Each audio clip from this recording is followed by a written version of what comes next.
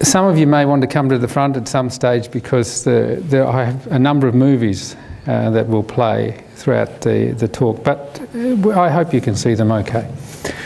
The talk isn't directly about my scientific interests, but it's more about the translation of science through operational agencies like the Bureau of Meteorology in Australia, and one big idea. And the big idea that we have had in Australia is to try and take all the environmental information for the nation. It is a big nation with a great deal of environmental interest for a whole range of reasons, and begin to manage all environmental information through one agency or one or two agencies in the national interest. So here's the definition of environmental intelligence. This was a strategic plan that I oversaw the writing of for the Bureau a few years ago, and it's about this big idea of taking all environmental information based on the best possible science and turning it into information that is of use to the nation, because I'll explain a little more about why this big idea is happening in my country.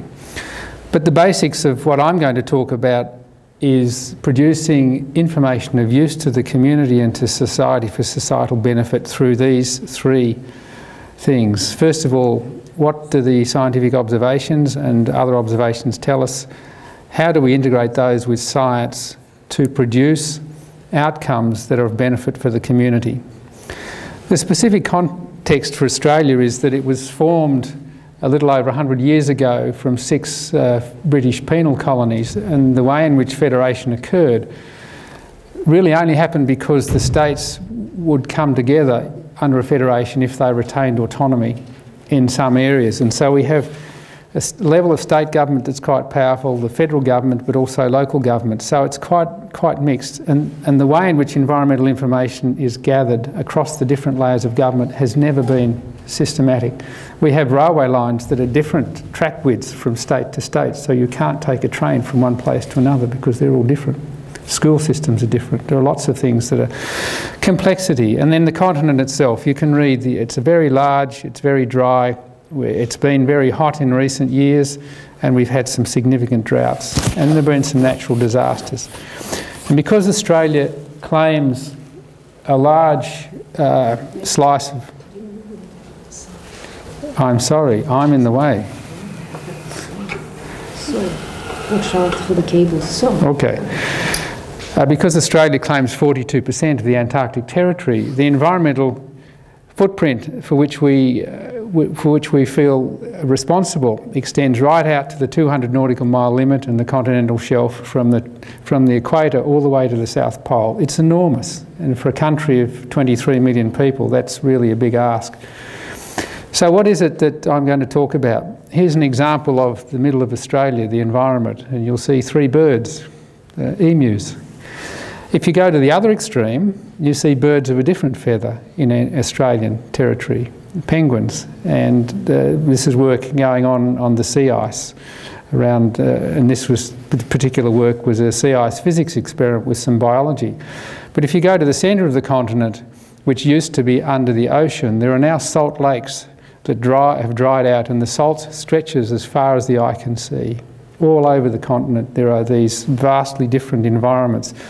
But one that is very common is the dry, vast areas in the centre where water limitation is profound, and you can see that plants and animals are adapted but struggle with the fact that there is no water. So I want to give an example of this idea of starting from environmental observations, putting them together with the best possible science, and then giving predictions for the future, which is what environmental intelligence is about. We can start simply with weather forecasting, which is something the Bureau does and the SMHI does here in Sweden. What's the current state of the system? It looks something like this. Here is an example of one weather forecast done 4 times a day, and this is all the information that is gathered to make one weather forecast, because we have to have observations globally to forecast just in Australia. So there are thousands, 26,000 observations. So these are the things that all go into making one forecast. Here are satellite observations, global again, 4,000 of those. Here are 13,000 wind observations. There are radio sondes. These are balloons that go up through the atmosphere and sample the temperature and pressure. There are thousands of those. Additional satellites adding wind. These measurements that you see here are from aircraft. Commercial aircraft are fitted with sensors that sense pressure and temperature, and they're now beginning to sense humidity. All of these are ingested to every weather forecast that's made. So here we have 100,000 sets of data, individual data points and sets of data, every 6 hours ingested into a computer model that enables us to predict the weather for a week.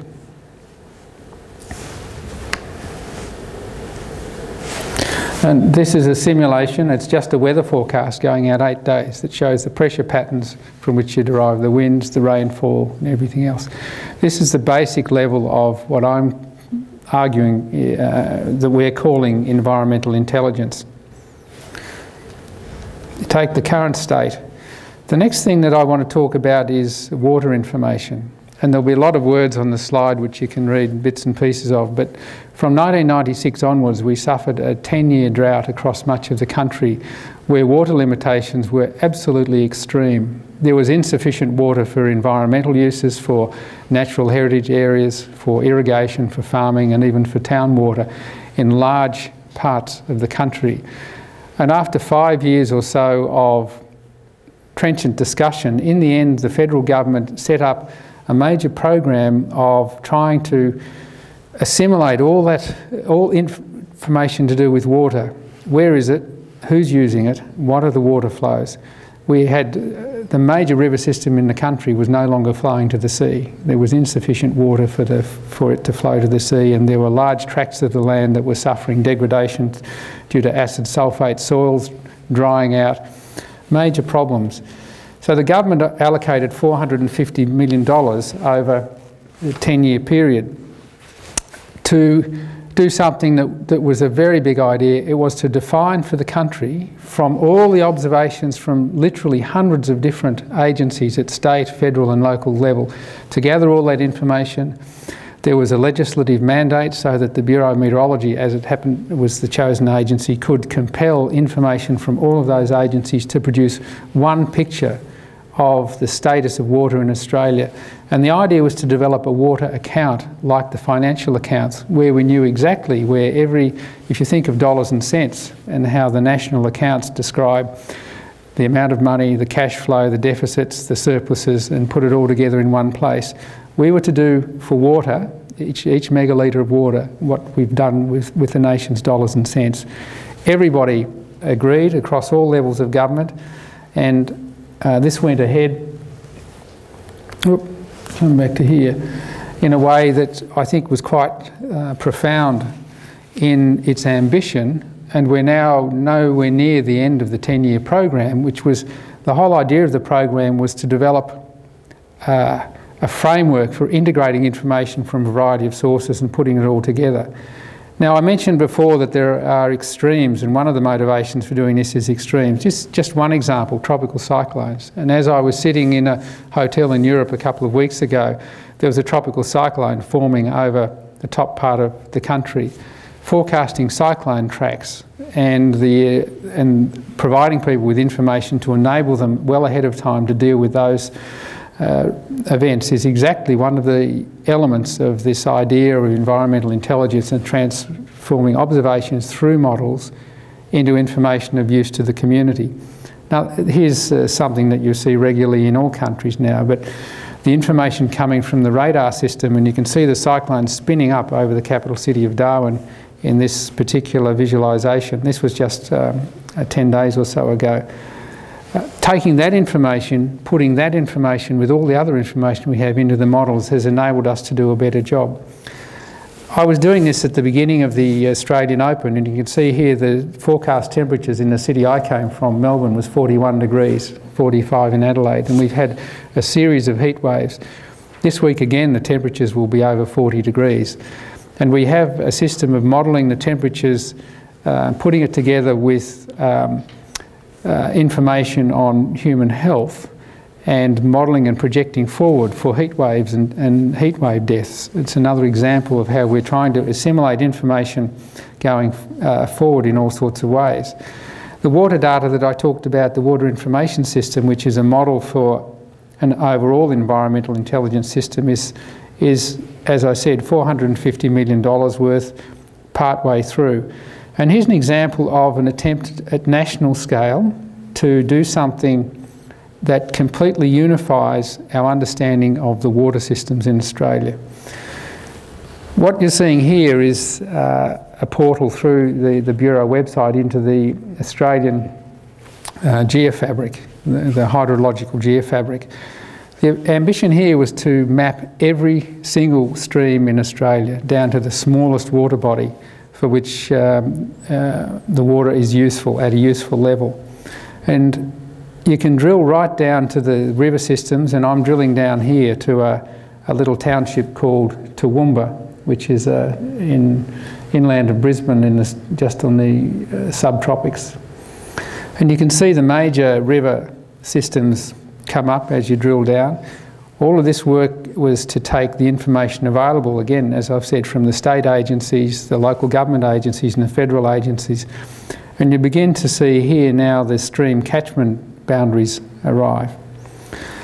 The process of mapping every water body, every stream in Australia, whether it has water in it all the time or it's ephemeral and it's not flowing, was a huge undertaking. But the objective was so that at any point in time we know where the water is and where it's going. You can see the catchment boundaries again appearing from at a higher and higher level of resolution as you drill down. So this is the base layer of taking first the observations, then adding the science, and then producing products that are of use to the community. So there's a hubs and spokes model here of water all around the country.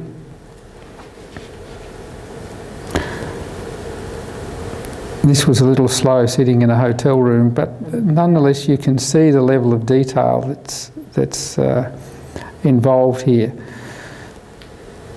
And the ultimate objective for the environmental intelligence system in Australia is to do this not just for water, but for all environmental information, including the biological information, chemical information. The idea is to make it all uniform in the models that are used, in range of models, and uniform in the observations. So here's just an example of a small stream. We're down to 1 centimetre equals 1 kilometre on a map resolution here. This is the scale at which we've mapped nearly 8 million square kilometres of the country.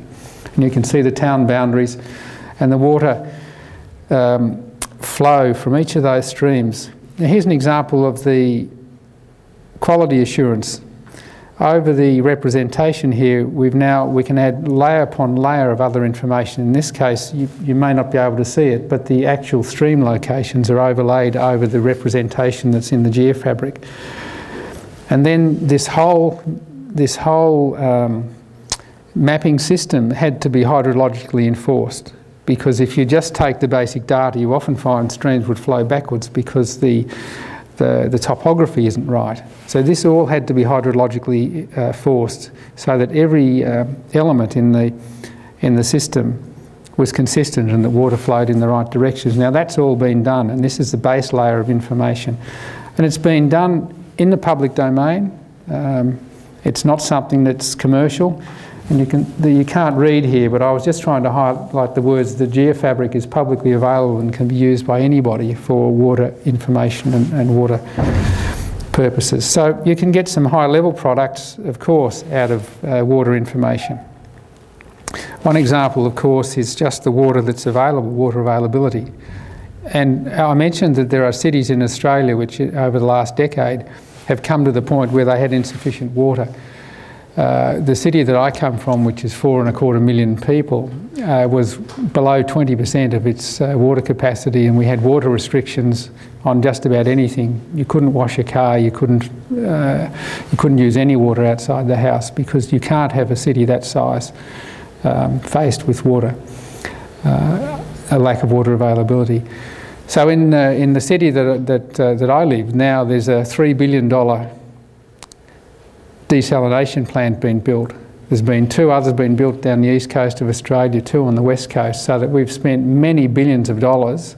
You know, people say Australians love the sea and love the beach because we live around the edge. Well, now we're drinking the sea, because that's what happened when the extremes in weather came along. So here's an example of water information from that was an example of water information from the city that I'm in.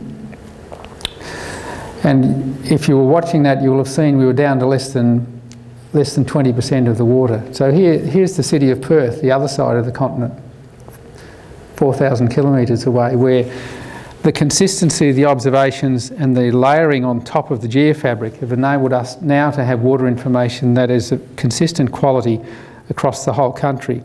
Here you can see going from 2009 there was no water at all in that storage, and at the moment it's the Perth water system still only at about 25 or 27%, and they're operating 2 desalination plants, and that's still the circumstance. So the idea of taking environmental information and enabling us to,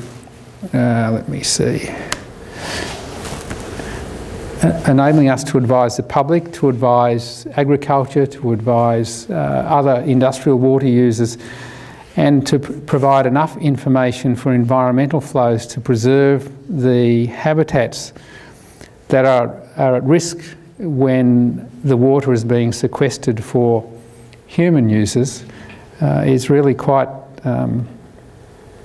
it's essential. This is a resource for us which is really difficult. Now, this particular example now is once you've got the geofabric, you know where the water is, the water accounts are available, take the best models that you can, and this one is seasonal stream flow forecast. So this is for January, February, March period. We have a historical flow, which is the bottom one, just showing the distribution of stream flow in gigalitres, and there's the forecast over the next 3 months.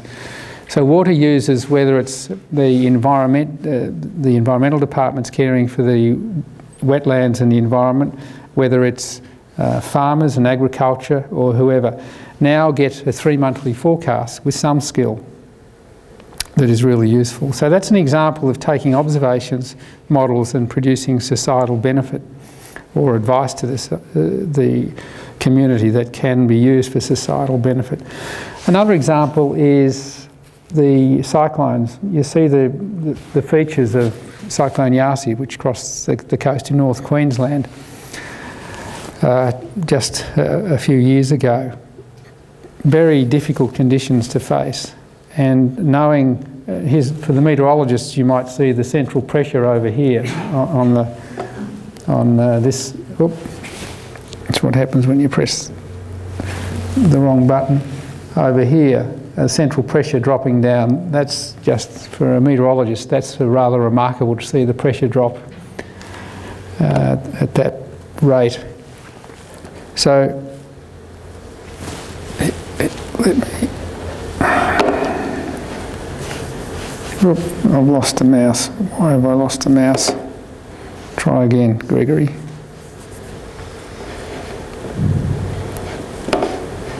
Here it is. It's come back.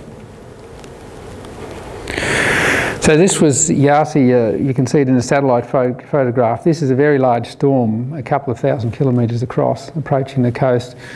And we knew at this stage, this far off the coast, that it looked like Category 5, the maximum category for a tropical cyclone. And I mean, cyclones, they're just the words we use in Australia. Elsewhere they'll be called hurricanes or typhoons, but you can see the eye forming. And I was sitting in the office of the Premier, the state government, with all the emergency services 5 days ahead while the planning was going on, and all they wanted to know was how intense will it be, where will it hit? And the only way that we could do that, of course, is to take all the observations, the sorts that underlie the normal weather forecast, plus a whole lot of others, put them in high resolution models, and provides cyclone track forecasts. And the cyclone track forecasts look like this. So there's a central area of very destructive winds, dark red. There's a lighter red, which is destructive winds, and outside there's gale force winds. And the idea is trying to forecast for people where the forecast track would be. So this is Cyclone Yasi. 5 days out, we were pretty sure it was going to cross the coast, and these are the forecasts that were building on the observations every day, feeding into the models, running them real time and giving 3 hours. And it's interesting, this went 800 kilometres inland still as a tropical cyclone, which is very unusual because once you get over land and there's no more heat and moisture from the ocean, the thing normally dies pretty quickly. But this one went an awful long way inland to the town of Mount Isa. So that's just one example. This is another example where the track, it spun up over the city of Darwin, Category 1 cyclone, and for the first few days it wasn't going anywhere. And we could tell the people in the city that this would sit around for a long time and not do the normal thing of passing. So it went a couple of thousand kilometres. It turned back into a cyclone once it came off the land back over the ocean and picked up more moisture and heat. And so all the communities along that part of the coast, everybody had several days of warning. And of course that's fundamentally important because, and this is just an example of, there are all sorts of checks on the performance of the models, but at the end of the day, this is an example of the actual track and the forecast track. Very important because this doesn't matter how we produce the forecasts, but here's the actual track over the coast, and the reason that we wanted to be able to do that ahead was because of those winds of well over 100 kilometres an hour and the storm surge. Luckily it occurred at low tide, but we're talking about compared to where the tide would have been, 6 metres higher. And the point about environmental intelligence is this is what happened. You can see the right-hand side is that the banana crops for the nation are all mostly grown in that region. They were just completely smashed. We had no bananas for a year, which is probably a bit humorous in some ways, but you know, prices went up dramatically. But it was just so difficult. All the livelihoods of the people involved, even at that level, affected. So boats piled up, houses demolished. And really the outcome that we want to achieve is in the two pictures of people in the evacuation centres. There were no lives lost, and that's one of the points. And so having a good forecast 5 days ahead, based on the best observations and updating, enables the agencies to work with the government to come up with evacuation plans of this sort, which is fundamentally important so that on that particular occasion, schools and hospitals and aged care facilities were all evacuated where we were very confident that this powerful cyclone was coming. And that's what I mean by environmental intelligence, giving people environmental information that enables, this talk is with the Resilience Centre. The word resilience comes up in this sort of thinking. Example of predicted rain, the models predicted the rain on the left-hand side. This was what was actually observed for another cyclone. Important because 0.5 metre of rain on the east coast there caused tremendous flooding, and having those predictions up to 7 days ahead enables appropriate action to be taken. I want to talk now a little bit about climate change and climate data. In Australia there's a profound argument against the validity of climate science and climate change coming from conservative groups in the community that have had a large effect. And I'd have to say that in Australia, in the public debate, in my opinion, we're now at the stage where there's roughly 50-50 and people in the community see the effects of human beings on the climate as being quite arguable. Something you can argue about the way you would argue about other things in a cafe or elsewhere, because the science has been trenchantly attacked to the point where the conservative forces in Australia and New Zealand have done things like in New Zealand refer the New Zealand climate record to the highest court in the land, seeking an injunction in the High Court to prevent the government using the climate data, because they Their view was that the science is poor and the observations are even worse. In Australia, the National Audit Office, the federal auditor, was petitioned by people, including politicians, to review the Bureau of Meteorology's climate record for Australia, with a view again to denying that it had sufficient validity to be useful in policy making. So there are two issues there. One is about the climate observations and the data, and then there's the second one about how do you use the data with a model to provide environmental intelligence. Both were attacked. One attack was to say the data is no good. The second attack was to say that the models are no good. So this is just a little cameo as to try and work out, well, here's some observations.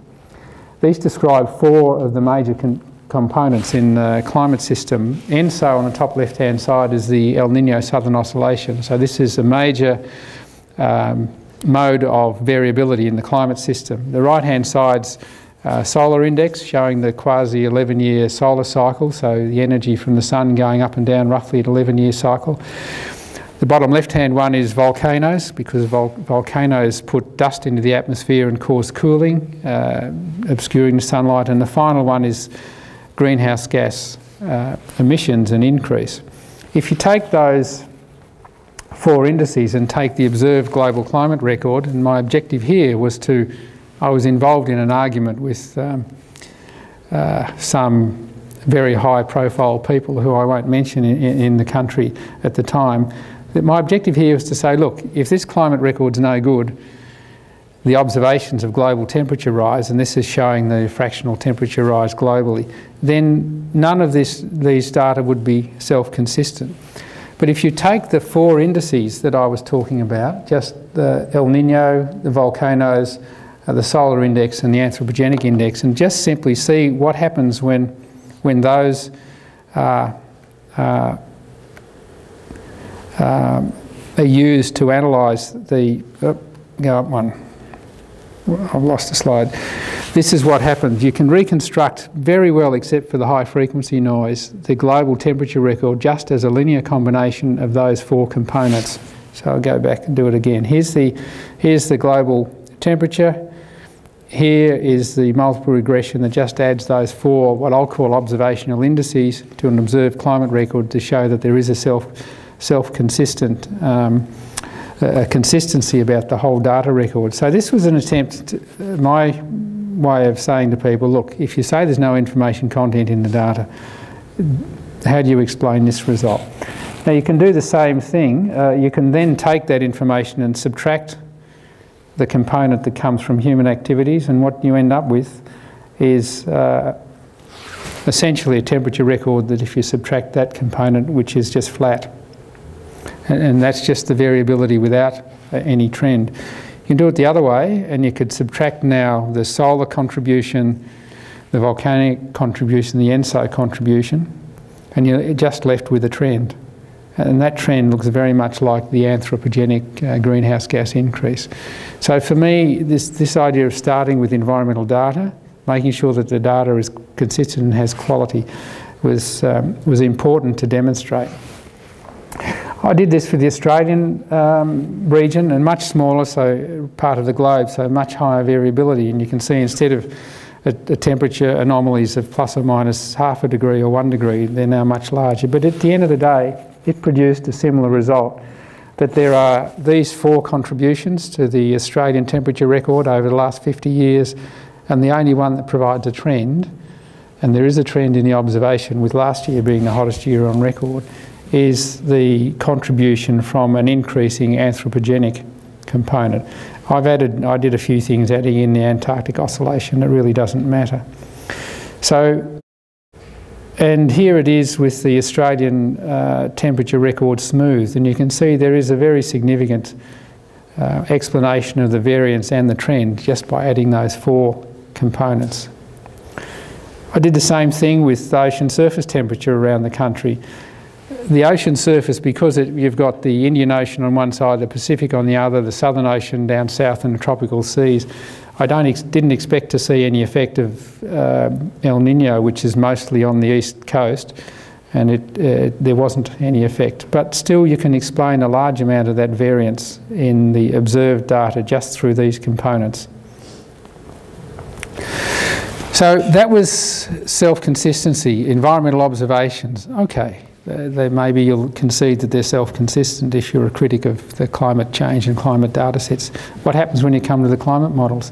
This is CMIP5, the Coupled Model Intercomparison Project number 5.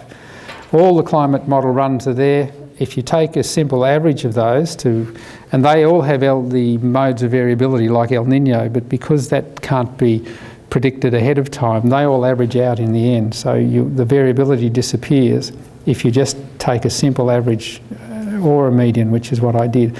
So if you compare the climate model output here in orange with the observed temperature rise over the last 50 years, it has a reasonable representation. Doesn't mean the models work, but it's a starting point to say, okay, maybe the models have some veracity. What I thought I'd do is take the climate model output that underlies the last IPCC assessment and say, okay, if this really has some veracity in representing the global climate record, what happens if I take those observed ENSO indices, solar indices and so on, those 4 components, and analyse this as if it were the observed record, the same model.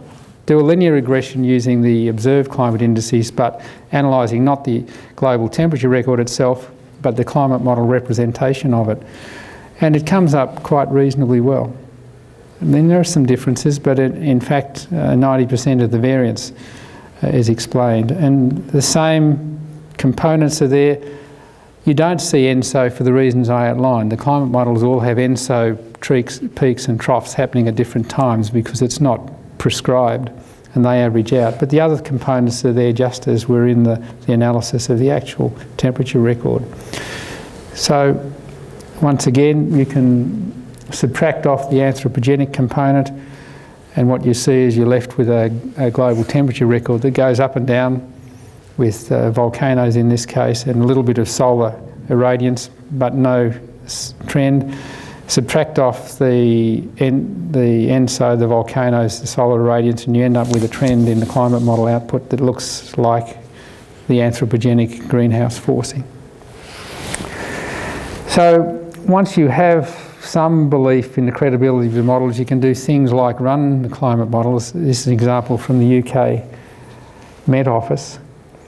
Here are 3 realisations of a particular, I have to emphasise, a very particular high level of anthropogenic emissions, which is less than is happening. But you can do things like look forward years, and if you compare, for example, 2050 in this climate model simulation with the peak temperature during the 2003 heat waves in Europe that caused many, many thousands of excess deaths, you can say, okay, we don't want to go down that particular pathway that the model suggests would happen under particular emission scenarios. So that again is an example of environmental intelligence, not on the immediate scale, such as we would have with a tropical cyclone, but on a much longer time scale.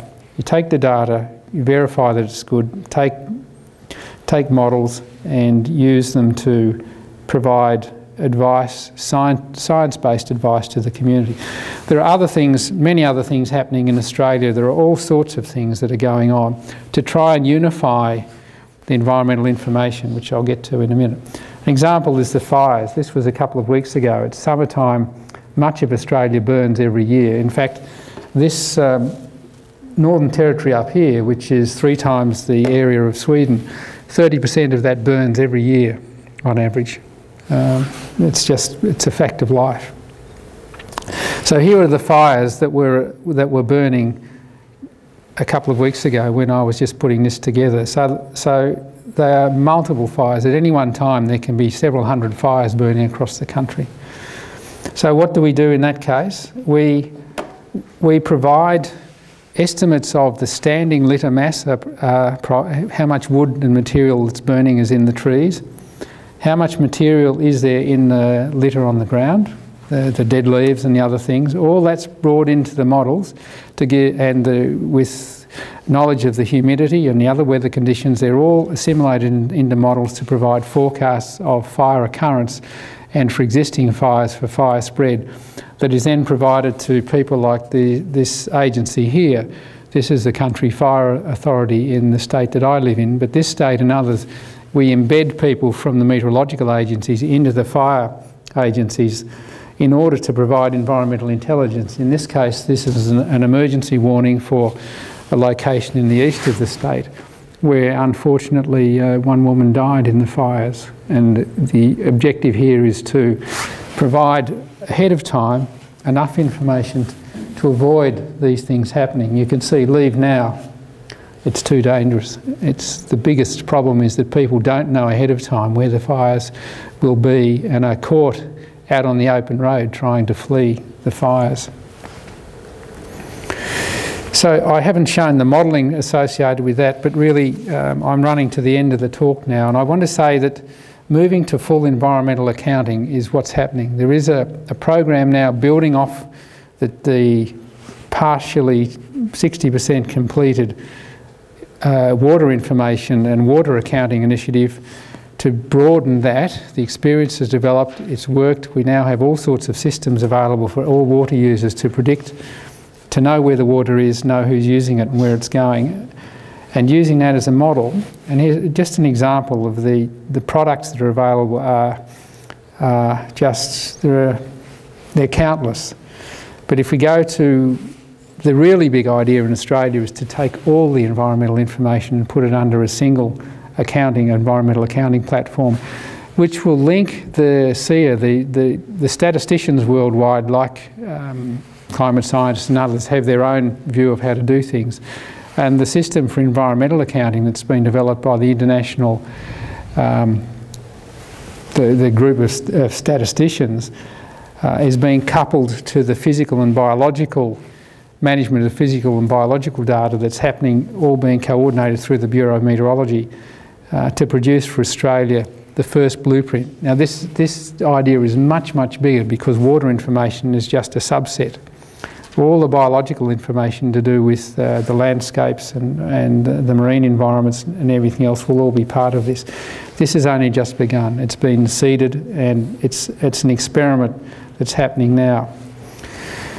So this is my proposition, and what I think the big idea is happening in my country is that if we can put together really good observations, make them systematic in the way that the geofabric was an example of systematising information from multiple sources, compel people where they need to be compelled to provide the data, put it together with the best science and have forecasting or prognostic models. That's where benefit occurs. Final example I'll give you is of the Fukushima, the earthquake and tsunami that followed. I'll point out here just two locations. These are the yellow signs, the sea level stations, and these coral sea deep ocean buoys are for recording tsunamis. So we have them all around the country because on these fault lines all around the country here, there's the risk of earthquakes and tsunamis coming to Australia. So we have two deep ocean buoys here, two here and two over here. These sit in about 3 or 4 kilometres of water and they measure the sea level height to a millimetre or so. You don't believe that, do you? They do. So these observations are fed into the modelling system. So what we have done, because you can't model a tsunami in real time, it happens too quickly, to work out where people need to pay attention to the potential for risk. We took 450 locations all around the Pacific Rim and we modelled tsunamis at 3 different levels, between 6 and 9. And if a tsunami occurs anywhere, we go to the model output that's in the bank, select the nearest one and interpolate between the size of the earthquake. And then we can run that model essentially instantaneously. And this is what happened for the Fukushima. This is the model that we used.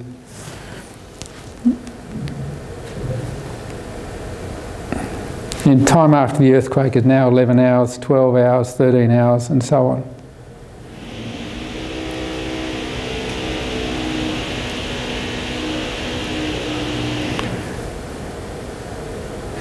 So that's 18,000 kilometres across the Pacific.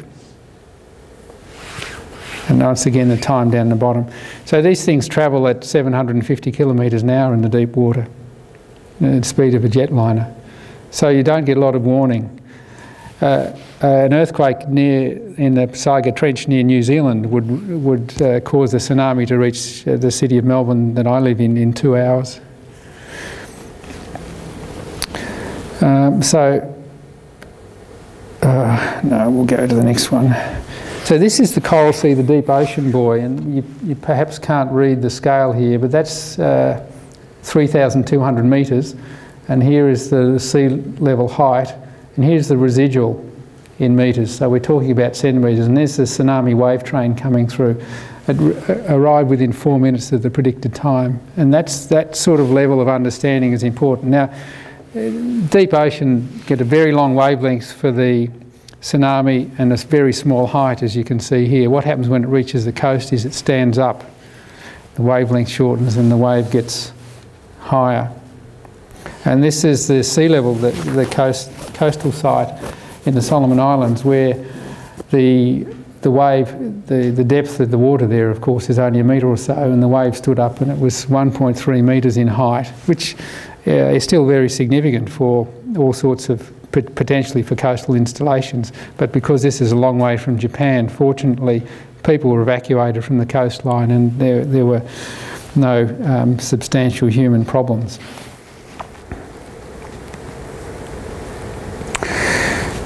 So that's the end. That's it. Management consultants tell us that we can't manage what we can't measure.